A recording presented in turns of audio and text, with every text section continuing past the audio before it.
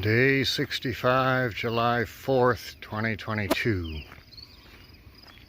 It's about 5 o'clock in the morning. We got up early and got packed and got out on the road before the rain starts, so that's a small victory for us. We've been walking since 4:30. At the time, we had about 6 miles to go to get to Wabasha. That includes the bridge, which isn't just a single bridge, it's more like a series of bridges. So that's probably 1.5 miles long or so. There's a small town on this side called Nelson, and Nelson has a breakfast place that's usually open at 6:30 in the morning on Mondays. But this being a holiday, I'm not sure they'll be open or not. As far as I can tell, there's no breakfast place open on the other side of the river. So the dilemma is, do we cross over while traffic is light and risk not being able to find anything to eat? Or do we have a nice long breakfast here and cross over when traffic is heavier? I guess we'll make that decision when we get there.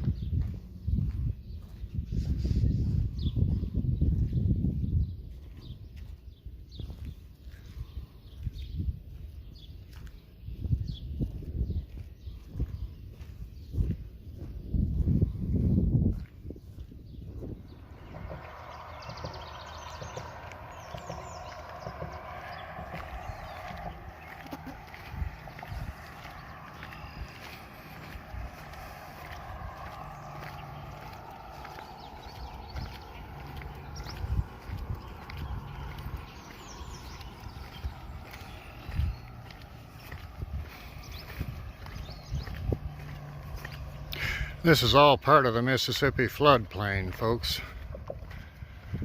Even this far north, it's massive. I mean, it's miles across. All this flat land, that's the floodplain.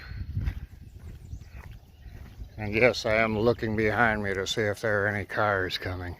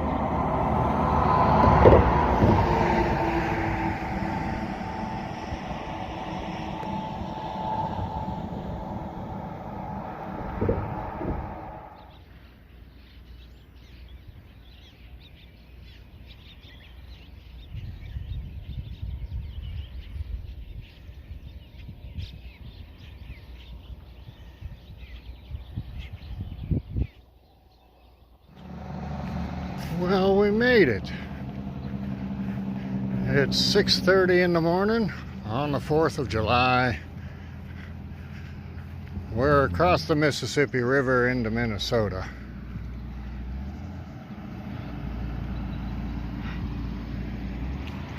It hasn't started raining yet.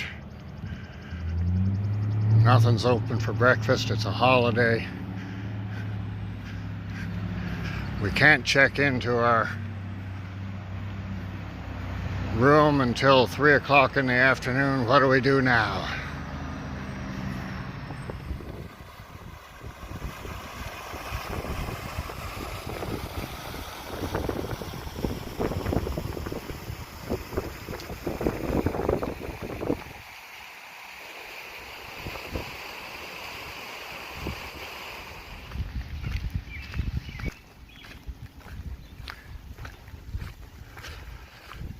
It's 10:15 in the morning. We're still walking around Wabasha. We're running a few errands and things. It's been raining for a little more than an hour. It started about 10 minutes before 9. And it's supposed to rain all day today and parts of tomorrow and the next day, Wednesday. But I was given to understand it would be torrential downpours, and we haven't seen that yet. If this is all the rain that's coming, then this is not much of a problem for us at all. I'm just heading over here just to take a peek. There's a sign saying private garden, but it looks pretty interesting.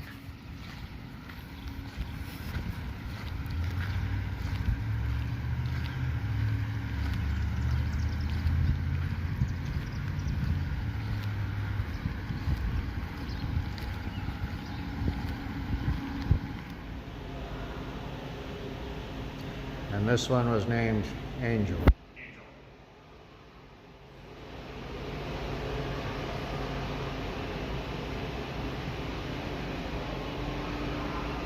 Angel wants to go out. Angel wants to go out. Angel's not interested in what's happening indoors. So what you're seeing from Angel right now is actually more of a territorial watch.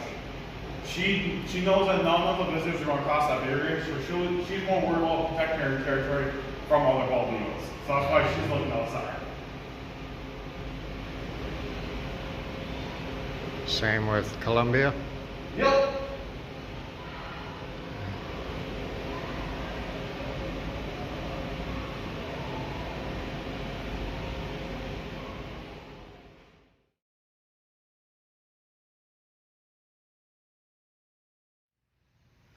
The last of the crew needs a special remark. Though he looked an incredible dunce, he had just one idea.